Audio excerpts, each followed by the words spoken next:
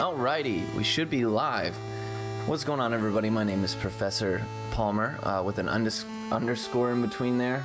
I'm going to be showcasing a retro-style indie RPG.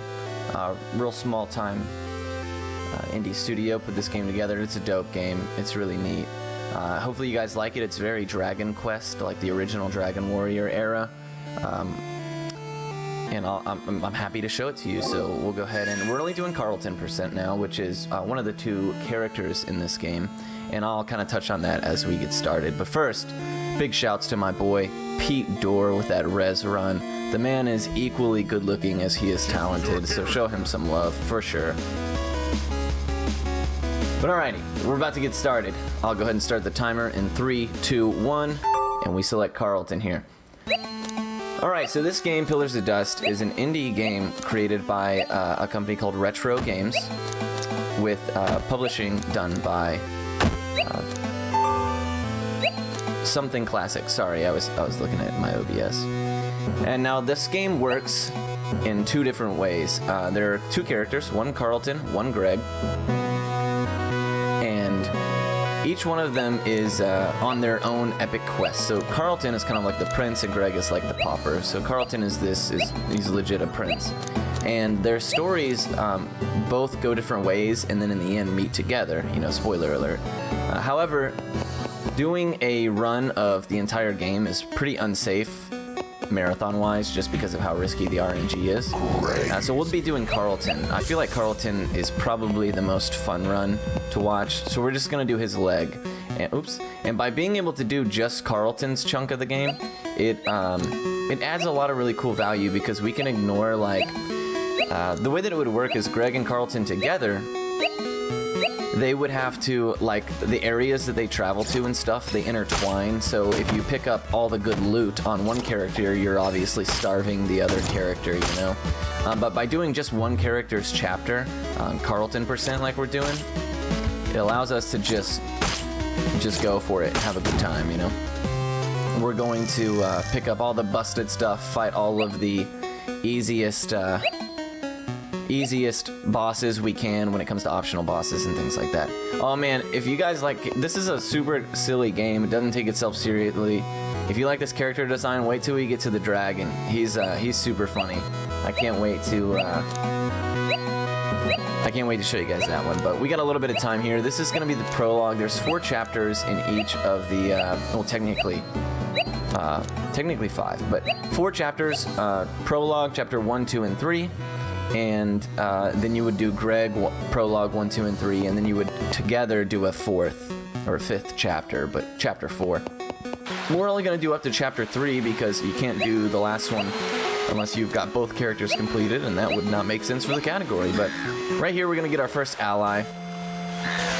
He's alright, actually. He's one of the better sidekicks in the game. You can only have 2 people in your party.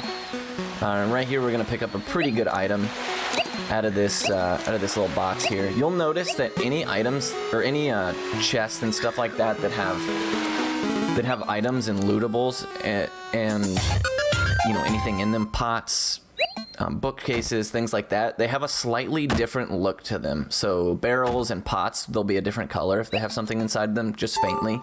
And bookcases will have a different set of books, like a different book pattern. You'll see it here in a little bit when I get closer to that area. But it's a really, really neat game in the sense that it has a lot of collectibles and a lot of things you can find and a lot of secrets, but at the same time it doesn't make them like so ridiculously hard that you have no idea what you're looking for, right? It gives you a little bit of help with like things you can do. So here we're gonna go check out this bookcase. If you'll notice, this bookcase has a slightly different look to it. We're gonna get that book there. It's a bolt book. It's basically magic damage, and we're gonna be using, you know, magic and abusing the power of items quite often in this run. It's what lets us do the run so quickly. And yeah, this game actually just came out. This game just came out. It was done by a company that was it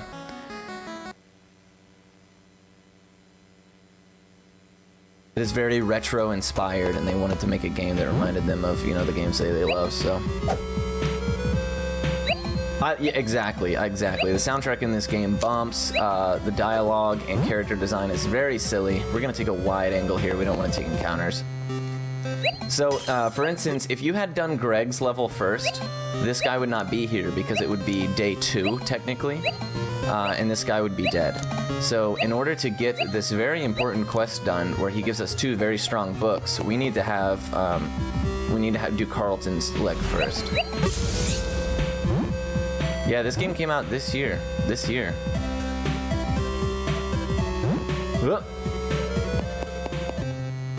Oh, that guy always moves, man. It drives me crazy. All right, so right now we're on a quest. Hold on, I gotta be careful. He's gonna try to sell me this for $9 million, more or less. But right now we're on a quest for the mayor of the town. He wants a rope so that he can tie down all the boats at the dock, and he'll give me a fish as a reward. And then the shopkeeper, he wants me to bring him a fish so that he can give me a key to the dungeon. So obviously we're gonna nail both of those. Right here we're doing the quest for the dude in the house, so that when we head out we can turn it back in. So now we gotta get our fish. Oop. Yeah, this game is very, very like, this game is a huge nod to those RPG classics, which is why I kind of, it's one of the things that I first fell in love with it. It's like, you know, they have like this beautiful simplicity, the games of that era. And it's super charming, right? It's got enough challenge to where, you know, you have to sit and think about it sometimes, but also just enough of like, in theory, it's a simple thing to understand. And they did a great job, especially, I believe it's just 2 or 3 guys made this game in their off time. They're great dudes. And they've been very supportive of the speedrunning as well. Every time I find something, I'm like, guys, check this out. And they're like, we have a pretty neat glitch in this specific category. That I'm gonna oh no, I got in a fight. Then I'm gonna show you guys. And they totally had the opportunity to patch it out when we brought it up to them, and they decided not to. So big shouts to them for being absolute bros. But yeah, it's obviously a passion project, something they really love. So it's always nice to see, you know, projects that are purely out of love for the game and people playing their game. Those are just the best indie developers. So these white orbs that I'm picking up, they give you permanent increases to your stat. You're gonna notice that we're picking up purely attack. If we were doing a Greg % run, we would be picking up speed. But we're not doing a Greg % run, which is good because that run's crazy. It's like super RNG. I went the wrong way. This is gonna be key right here. Oops. Oh wait, we won't be doing Jeff Bezos, because this is not Greg %. Whoops, I lied to you guys. But anyways, if you do Greg category, there's a boss called Jezos, and he's a giant dragon sitting on a giant pile of money, and his name is Jezos. If you can figure out where the inspiration for that came from, let me know. What's going on, Denny? How you doing, man? Lying on stream. I totally forgot, dude. I've been doing, so like, I grinded each category down pretty heavy, and the one I did last was Greg %, so I'm still a little stuck on it. You'll have to forgive me. Alright, so this fight, because he got to go first, is a little bit of a bummer, but Buster is really strong, so as long as Buster doesn't die, it's pretty free. Oops. We're out of... one thing you'll notice as well is that your character's HP and MP, they fill up entirely every time that you end a fight. We're gonna pick this up just for a little bit of extra scratch.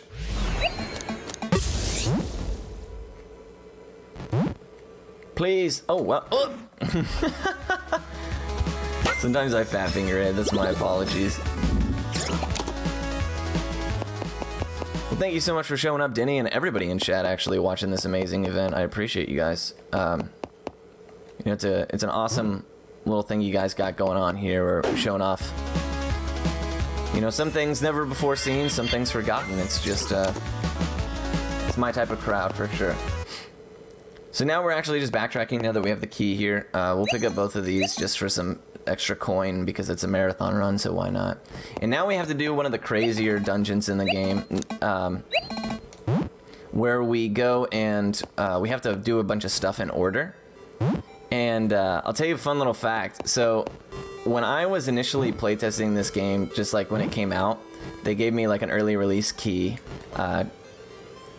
And so in this next area, it's hard to explain now. I'll show you when we get there. But right now I'm gonna pick up a bunch of elemental books, kind of like you saw me pick up the Bolt and the Comet earlier. And the reason for that is that the boss we're about to face is actually a huge pain in the rear. She's really difficult, so we need to have all of the stuff we can have. So we're gonna get all these things for money. We don't normally pick them up in this category, but we have more than enough time considering that, you know, this is a marathon, gave a decent little estimate, and we're trying to enjoy ourselves. One great thing, we haven't died yet, so I haven't been able to show it to you, but one awesome thing about this game is that when you do die, you can just restart the fight immediately. There's no loading a save or anything like that, which allows for very quick, like, if you don't get good RNG in the first couple turns, you can just be like, alright, you know, I need to die as fast as possible. So this is the area I was talking about. So as you can see, there's enemies and things, and there's keys to pick up, there's switches on the wall, like this one here I gotta hit. Well, when I first played this game, I guess they had patched something, right? And when they did that, they forgot to turn on like a layer of the vision. So when I was playing the game, I was like, wow, everything in this area is invisible. You have no idea what's going on. That's super challenging. Like, enemies were invisible, the stuff on the wall weren't, so I had to like check every spot of wall to see where the door switch was. I messaged them, I was like, man, you guys really ramped up the difficulty. They were like, what are you talking about? I was like, that place where everything's invisible. And they went and looked, and they were like, oh, my bad, dude, we forgot to turn everything back on. But here we're just gonna kill these guys. Right now we're just doing a giant puzzle. We have to collect all of the things. If you stand too close to where that treasure spawns, it'll spawn on the other side of the room and you'll lose a few seconds. And they do that because previously you could soft lock there. Oh! So it's kind of difficult to dodge enemies. They have large hitboxes. You can get pretty good at it, but it also takes like favorable positioning. Like, enemies are always going to be like pretty much in the same spots when you step onto the screen. But their movement and their pathing and stuff like that is always a little bit different. Sometimes if you mash fast enough, you can actually talk to this ghost twice, even if he disappears. Let's see if we got it. If we got the glitch, then the run is blessed. Oh, we didn't. It's cursed. Alright, so we gotta come up here. And as you can see, you can like bait them a little bit. We're gonna come over here. Oops. Oh, duh. I don't know what I'm doing. You gotta tap these in order, and I didn't. It's been a minute since I did this category, I apologize. So we go up here, and this area is actually one of my favorites. So I had no idea what to do until I noticed that these things on the ground are like, you know, indicators of holes in the wall. But you can, if you follow the maze a different direction, you can obviously like pick up some other cool items. So for what it's worth, this game does keep track of your secrets. So anytime you pick up something that's a secret, it'll be like, oh, you know, oops. It'll say like 1 secret obtained, or 13 secrets left. So it really lends itself to, if you want to do like 100% category. It's got like some incentives as well, like your characters gain stats if you manage to do all the tasks in a certain chapter and stuff like that. It's really sweet. And even the 100% category, like all of its glory is under 2 hours right now. The guy who routed it is a super solid runner named the Wicked Viking. Cool guy. He also found the glitch that I'm going to show you here in a little bit. Now right here we gotta hope that we don't die. Sometimes you do die in this fight. You just gotta get lucky with your damage rolls and who goes first. That's actually really good. That's really good. Venom is basically a wasted turn for the enemy, because the fights go so quickly that we actually don't really care about DOT too much. Now, oh, one thing I didn't mention. So right here, you're seeing what the phasing. So phasing is basically when enemies, after you see that little skull in the bottom right corner, once that gets to 0, the enemies phase, which means that they usually gain access to like a new set of abilities or a new ability or new behavior that they'll do, as well as their stats get increased. So things like resistances and stuff are they change quite a bit. And that, you know, it's not super pertinent to like our speedrun categories. If you're playing casually, it can definitely have some impact on you. There are items that will let you alter the enemy's phase counter, and those can be super useful. But in the speedrun, we really just need to pay attention to it, because at certain phases, enemies are susceptible to certain things.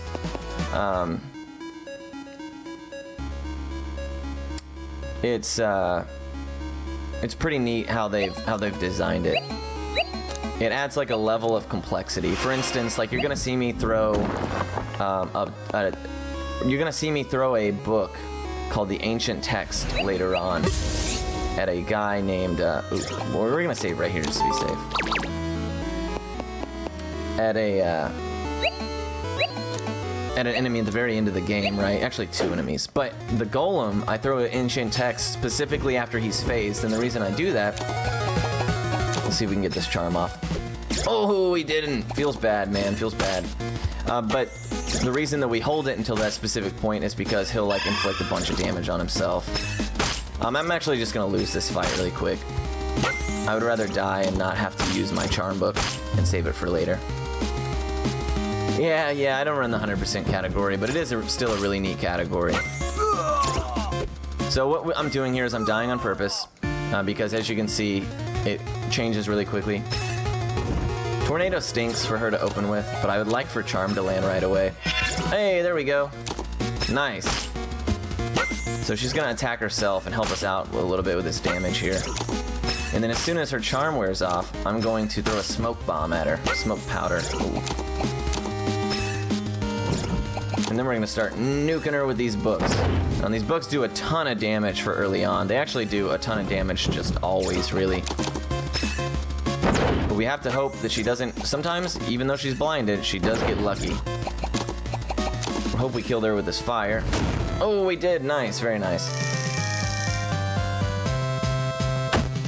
So that didn't go bad at all. But we saved Comet, which is the strongest spellbook in the game. And now we get to see this scene. And now if you come through this area with Greg, it'll already be destroyed and you won't have access to certain treasure chests and pathing and options like that. So when I routed the any percent category, I had to take that into account, because there are certain items that like Greg fights a different final boss at the end of that chapter. And there's an item he can pick up if he's the first that goes through there that makes his boss significantly weaker. So playing those pros and cons and things are a little bit were a really fun routing process. But the only glitch we're gonna use in the game is a really neat one right here. Viking came up with it in the Discord we're all in, and we kind of laughed about it with the devs, and they said that they would leave it in, which is super cool of them. So we're actually gonna take this fight twice. We're gonna run away. We're going to take one step down. We're gonna take the fight again. We're gonna run away. We're gonna take another step down. And this will force the enemy to run up into the bushes. And then we wait for him to come back. We move into him. And as soon as we run away, we're going to be on top of the forest as opposed to in it. And then we can enter that little zone right there, pop on out. And that skips an area where you need to pay $1,000 in order to, you gotta pay $1,000 basically in order to advance through that forest. Ooh, red tornado right away. That's really nice. And that saves about 4 minutes, give or take. We're gonna save right here, just because it is a marathon. Yeah, they're actually nuggets. The currency in this game is literally nuggets. So this boss, because he's kind of hard, but he's also a mini boss, we can throw this item that one-shots mini bosses. We're only going to pick up one in this category, and there's 2 options I have to use it. So I only I use it on this one because he's the harder of the two options that I mentioned. You know, pretty easy. The reason I save there is because you can actually mash too quickly and take that fight again. And because we don't have the coffin to use, we just die. So now we're in the necropolis. Now this area is going to give us access to a really cool item called the repel ring. The repel ring does basically what it sounds like. You cannot take encounters, or you can take encounters, but they they won't chase after you. So if you still run into them, you can still take the encounter. But it basically means that you don't have to do all this wild pathing to dodge stuff. You can just try to be mindful of enemy positioning and save yourself a little bit of time. This area has a lot of secrets in it, and a lot of them are really, really useful. We're going to pick up one thing called the feather. We're going to pick up a thing called the ancient text, which is almost, you know, unmissable. That's what I just picked up right there, that little blue book. If you don't get the ancient text, you're going to have a really bad time this next boss. So right here, we're going to, sometimes the enemies do path, like however they feel like it. And you just gotta, oh, there we go. You just gotta hope that you make it. They can be a little bit of an inconvenience at times. But it's funny. So Wicked Viking calls that, oh bummer. He calls that enemy right there that you just saw a bear, and I always thought it was a dog, which is funny. Just little sprites. But a lot of the enemies that you're seeing in this game are super comical. They have like funny little quirks and names and stuff like that. The devs were real lighthearted when they, you know, came up with a story and things like that. It's not meant to be the greatest RPG narrative of all time or anything like that, but it is fun, and it's worth a playthrough. Casually, you can get through this game in probably anywhere from 6 to 9 hours, and obviously in a speed run we can do certain chapters in less than 30 minutes. But if you're looking for an affordable, fun indie game to play on the PC, this game is like $6, $6.50. I'm not gonna pitch ads here or anything, but you know, it is a good option if anybody's in the market. That's all I'm saying. But here we're gonna step on some teleporters. We actually only need to hit the top left and the top right teleporter. We're gonna grab this poison just because it makes things a little bit easier. Oops. We need to grab this invincible because the next fight can really go a bunch of different ways, and having that invincible does exactly what it sounds like. It makes you invincible for a little bit. Well, I'm glad. You know, if just one person witnesses Pillars of Dust and considers taking a look at it, then I feel like I have done the devs my service, because they were nice enough to, you know, be cool dudes to me, be friends of mine, so it's the least I could do.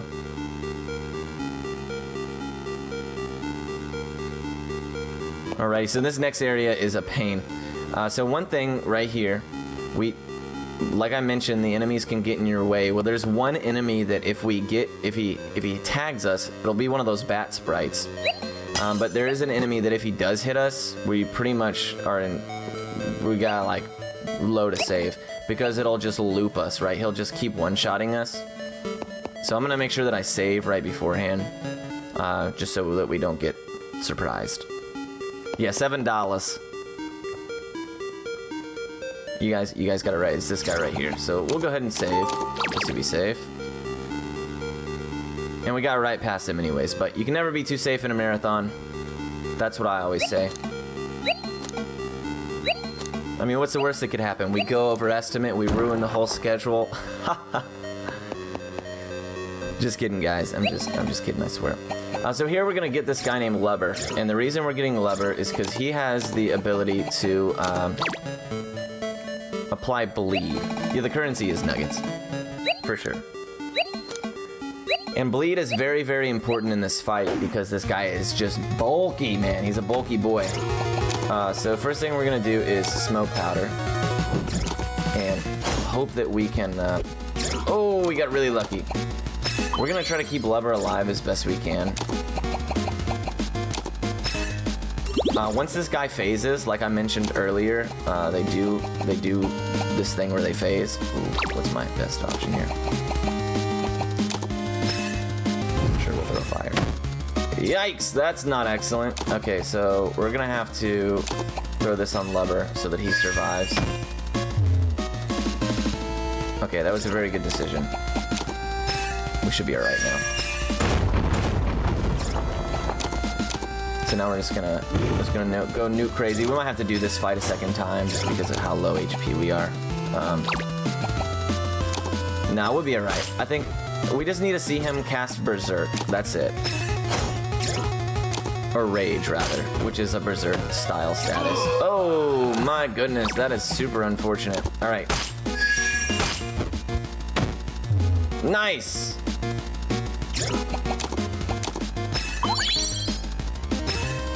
Alright, there it is. So now we're gonna use this ancient text on him, and he's gonna punch himself. And there we go. That's what we needed to see. Alright, that went really well. That went really well. We made good use of our items. We thinned our inventory a little bit. I am not upset. That's the hardest fight, in my opinion, in the whole game. Or at least in this chapter that we're doing the run of here. Tree Fitty square times 2. Basically, that's basically it. Fun fact, right now you can actually get one large, one-topping pizza at Chuck E. Cheese for $6.99 as well. And if you're saying, wow, how do you know that? That's crazy information. I do, I am in fact a Chuck E. Cheese essential worker. Choose your character. But anyways, it's neither here nor there. We're gonna move into the next chapter of the game. This is chapter 3. Well, technically. We need to do one thing here first, and it's called Equip the Repel Plane. Repel Plane. Gee, it's been a long day, guys. We're gonna equip the Repel Ring. Max, I love my job. It's a great job. So first, we're gonna come over here. So this guy is the mayor of this town. That's so true. That's so true.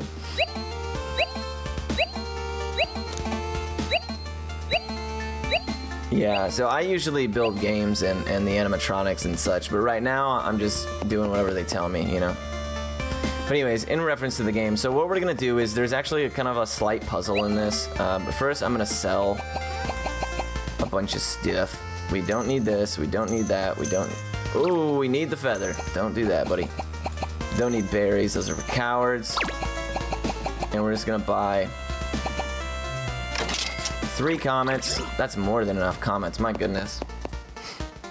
Yeah, I did have a viral tweet about Kieran's that one time. But so what we're gonna do is the mayor says this whole area is built off of spelunking, like cave exploring, right? And he says in order to get my keys to the castle, you're gonna need to prove to me that you can spelunk. You can spelunk with the best of them. So first he sends you to a cave, and then he says, "No, come back after you've been to the cave." And then he sends you to this library. It's all about spelunking. But we're actually, as soon as you step foot in here, you can leave and get credit for it. We actually need that ancient text, and then we're just gonna skedaddle.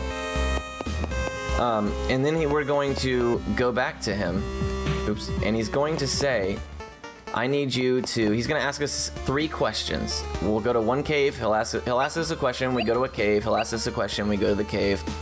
But Wicked Viking, or somebody in his chat, figured out that you can actually just go to the same cave over and over and keep refreshing that flag marker. And it saves us a good amount of time on having to actually, you know, go explore the caves. So we're just going to immediately exit, go back, answer the next question. Now for the 3rd question, we do have to go to a different cave because it's got the key in it. But this does save like a little 30-45 seconds doing it this way. And one thing you'll notice is that there is a bug when the game is in windowed mode. You can't see which all of the questions or which question you're answering. So you have to just kind of be patient, maybe use sound or whatever, or you know, wait and know exactly how many inputs you're doing. So on this one, we gotta be careful. If we answer incorrectly, 1, 2. If we answer incorrectly right there, he makes us go back to the library. Now in an any percent run where, you know, the difference of 5 or 6 seconds is a big deal, that matters quite a bit, but in a marathon run, it's a little less important. So here we go, we're going to the final cave, and then we're going to one last dungeon. Now in this cave, we're going to save scum. There are 2 keys you can get, and it's completely RNG, right? we want the key on the right. It's the easier, faster dungeon with the significantly easier final boss with the strategy that we have available. So when you get unlucky, sometimes you can get all the way to this point in the run, and then you can get really bad luck on the key and you just lose your whole run. It's a 50-50 obviously, but you know, sometimes it feels worse than that. My PB right now currently got a first try key, so I was super stoked. It took a while, but I got it. So we're gonna save right here, just so that we can save scum. And we're gonna hope for the key on the right. Oh, marathon luck, we got it first try, boys. Scrap the incentives, we're going for the record. Just kidding, we're super behind. But we're having fun, and that's all that matters. We're showing off a great game. Now we're gonna leave the cave. As long as we have the feather, that one equipable, that's pretty much all we need to defeat the final boss, plus all the comets we bought, and the 2 ancient texts. Now, we have 1 ancient text in our inventory. Is Jezos the final boss? No, unfortunately, he's like this. He's the golem, so the second to last boss of Greg's leg of the run. So we won't be seeing Jezos, unfortunately. That's my fault. I lied about that. I hope you guys in time learn to forgive me.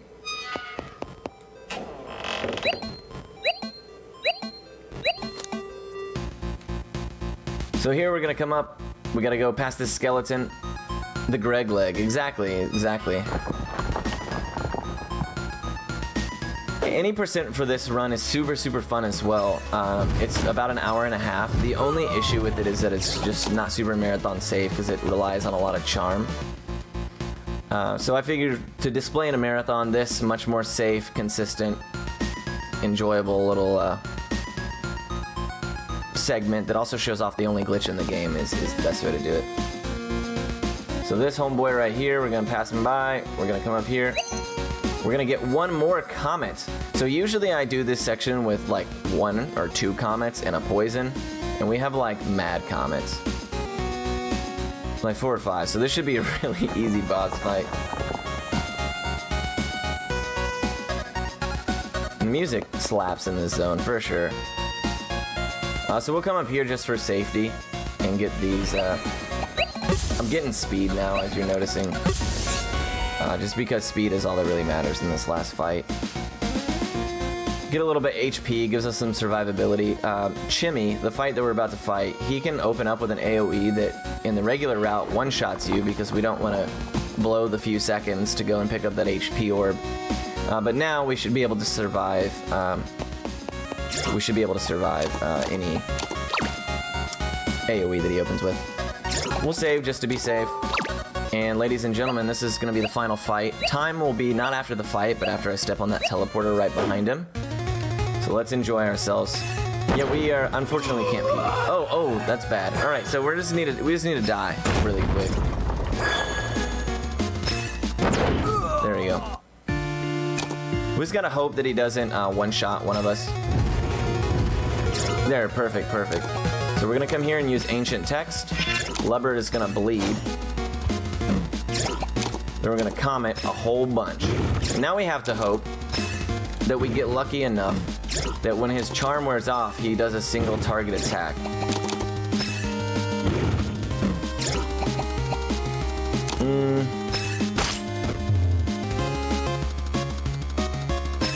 Oh, bummer.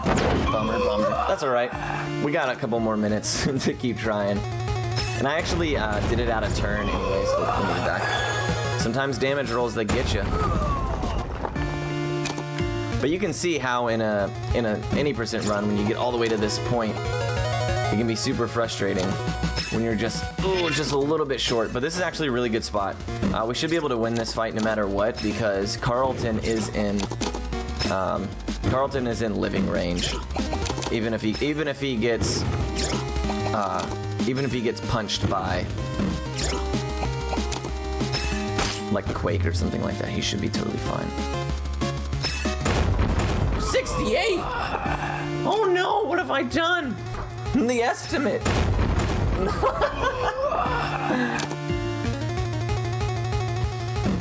I swear, he does other stuff. This is the one. We're gonna come in right under estimate, super clutch. Everybody don't even worry about it. I'm not concerned.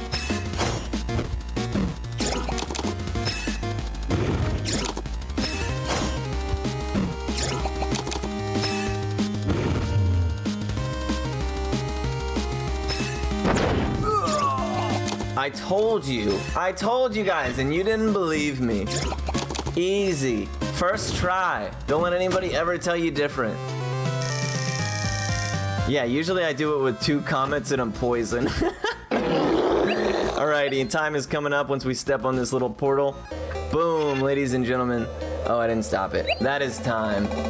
That is time. So that is the Carlton percent.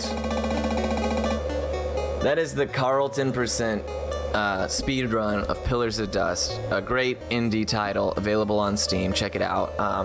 Real quick before I cut off, thank you guys so much for having me. All of the Retro Gaming Live people. The great people who have been lively in chat. I appreciate it. Thank you so much for having me. Great run, Pete, my man. Everybody else that's done runs and everybody that's going to do runs. Good luck to all of you guys. Great event. And, you know, I'm going to sign off. So go ahead and take me away, my friends, whenever you need to. Thanks for having me.